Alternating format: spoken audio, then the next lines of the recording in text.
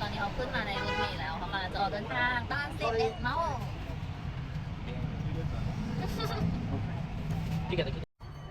เนี่ยนี่เป็นรถเมล์ที่เขาขึ้นมา แล้วเขาจะก็มากดตี้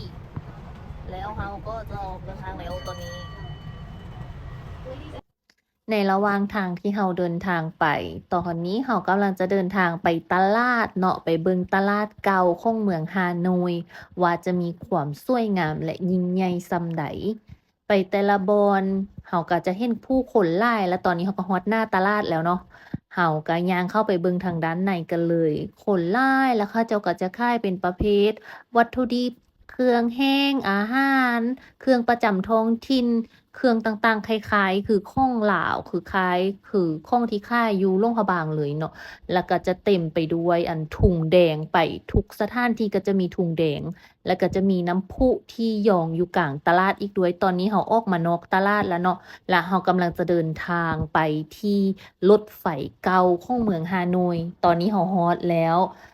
แล้วก็พากันย่างขึ้นขั้นใดไปเนาะแล้วก็คิดว่าจะเป็นแค่พิพิธภัณฑ์ที่แบบ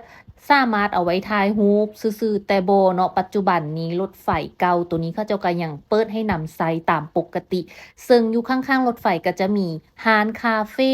เพื่อให้ลูกค้าหรือคนที่ไกลไปไกลมาแถวนี้สามารถมานั่งลิ้นชมวิวได้เนาะ